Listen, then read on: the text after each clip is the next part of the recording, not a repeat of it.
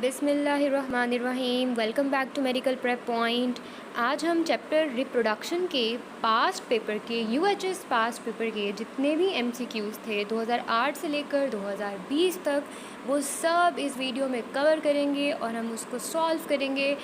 और आपको अच्छी तरह से पता है कि मैंने पहले बायो की सीरीज़ स्टार्ट की थी और मैंने मेजर चैप्टर्स जो कि एक अच्छी खासी परसेंटेज होल्ड करते हैं उस चैप्टर के एमसीक्यूज़ कवर किए थे वर्कशीट्स के साथ।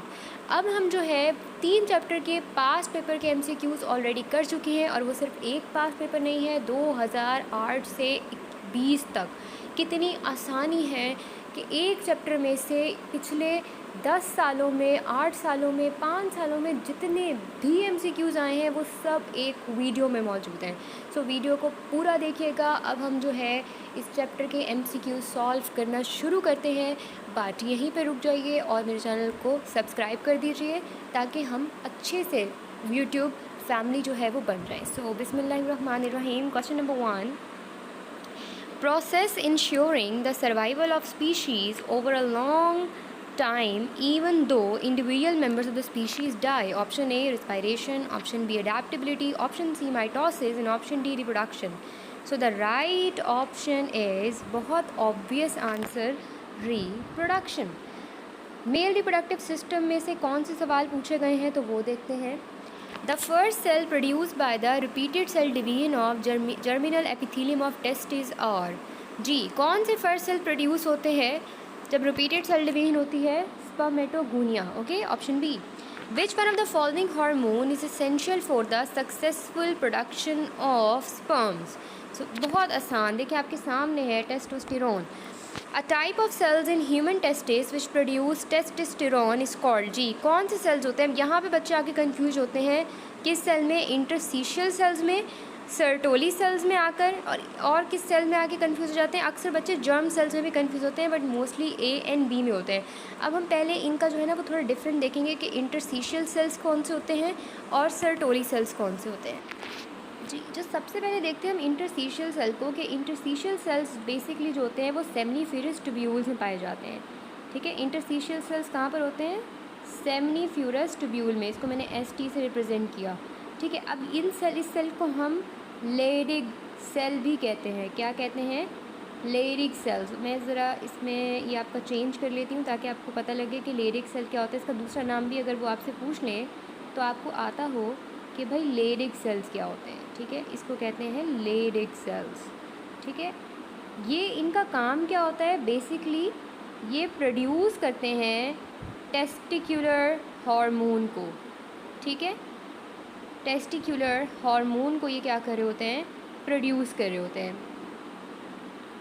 जब ये टेस्टिकुलर हार्मोन को प्रोड्यूस करते हैं कैसे, और इसको रेगुलेट करते हैं कि अगर तो स्पर्म की क्वांटिटी जो है वो डिक्रीज़ कर रही है तो ये क्या करते हैं? ये अपनी प्रोडक्शन को बढ़ा देते हैं।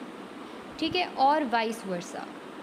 और ये सेल्स जो हैं लेयरिक सेल्स या इंटरस्टिशियल सेल्स, यही सेल्स कंटेन कर रहे होते हैं सर्टोली सेल्स को, जो कि नर्सिंग सेल्स है, जो कि हमारे इमेच्योर स्पर्म सेल्स को जो है वो न्यूट्रिएंट प्रोवाइड करके उनको जो है मैच्योर स्पर्म्स में कन्वर्ट करती है। सो अब स्पर्म्स की प्रोडक्शन में किसका रोल है? तो वो है सर्टोली सेल्स का, क्योंकि वो न्यूट्रिशन प्रोवाइड करेंगे तभी तो स्पर्म जो आपके इमेच्योर स्पर्म सेल्स हैं, जिसको हम स्पर्मेटिड्स बोलते हैं, वो मैच्योर स्पर्म सेल्स में जो है वो कन्वर्ट होंगे। सो द राइट ऑप्शन क्या होगा? Sertoli sales.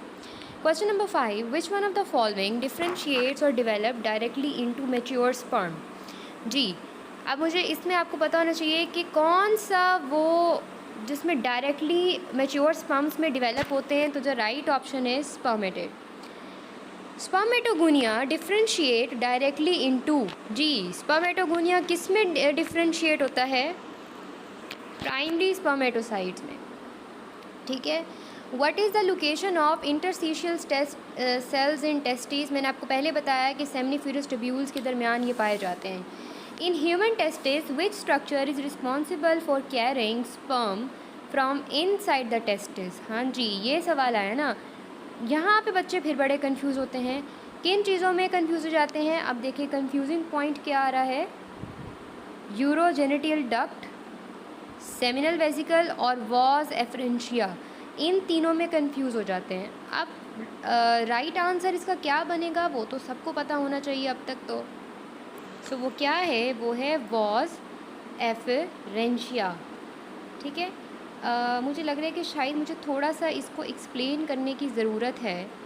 ठीक है, अब सबसे पहले आप पूछेंगे कि यूरिनोजेनिटल डक्ट क्या होती है, तो ये पता होना ज़रूरी है कि यूरिनोजेनिटल डक्ट क्या होती है। पहले हम उसको देख लेते हैं।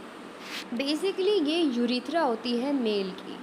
ठीक है, इसको हम यूरिनोजेनिटल डक्ट क्यों कहते हैं, क्योंकि ये यूरिन और स्पर्म्स दोनों को जो है वो लेकर जाती है मेल बॉडी से बाहर, लेकिन एट अ टाइम सिर्फ एक जाती है। इसको हम क्या कहते हैं, यूरिनोजेनिटल डक्ट। अभी सिर्फ आपको इसी बारे में पता होना चाहिए। और सेमिनल वेसिकल्स क्या होते हैं? सेमिनल वेसिकल्स बेसिकली होते हैं ग्लैंड्स, ठीक है, जो कि बैक ऑफ यूरिथ्रा पर प्रोस्टेट ग्लैंड के पीछे ये मौजूद होते हैं। आपके लेवल पर अभी ये चीज़ नहीं है, बस आपको इतना याद रखना है कि ये ग्लैंड्स होते हैं जो कि फ्लूइड बनाते हैं सीमन के लिए। ठीक है, सीमन की प्रोडक्शन में क्या करते हैं, हेल्प करते हैं।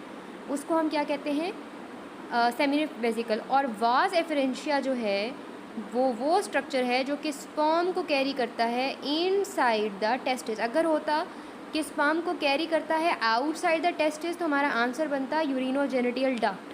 ठीक है, सो मूव ऑन करते हैं नेक्स्ट क्वेश्चन पे। क्वेश्चन नंबर 9,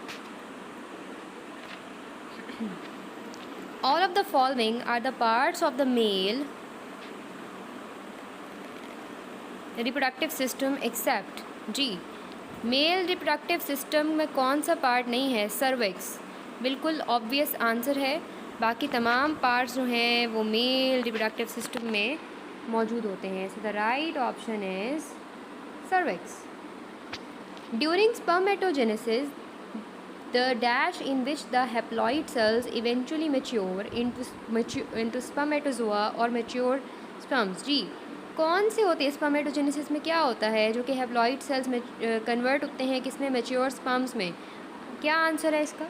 पिछले आंसर आपको पता ही है यार, यही सवाल पीछे घुमा के पूछा था तो स्पर्मेटिड्स। ओके, अब फीमेल रिप्रोडक्टिव सिस्टम और ओजेनेसिस में कौन कौन से क्वेश्चन हैं वो देख रहे हैं हम। The fertilizations of ovum take place in the proximal part of, और देखो और लिखा हुआ है, यानी यही सवाल थोड़ा सा उल्टा करके पूछा गया है। Dash structure in female reproductive system where fertilization take place, वही सवाल है लेकिन एक मुख्तलिफ अंदाज से, 3 अंदाज से पूछा गया है। और in human female egg is fertilized in. जी, अब इसका क्या आंसर होना चाहिए? यूट्रस है, ओविडक्ट है, प्लासेंटा है और यूरिथ्रा है। फर्टिलाइजेशन ऑफ ओवम कहाँ पे होती है? जी, ओविडक्ट में होती है। ठीक है, किस में होती है? ये बहुत कॉमन क्वेश्चन पूछा जाता है कि किस मंथ में, एट विच मंथ प्रेगनेंसी को हम एज अ फीटस जो है वो कंसीडर करते हैं। सो द राइट ऑप्शन जो है वो है 3rd मंथ में। Oogonia are produced in germ cells of. जी, कहाँ पे ओगुनिया प्रोड्यूस करता है? ओवरी में।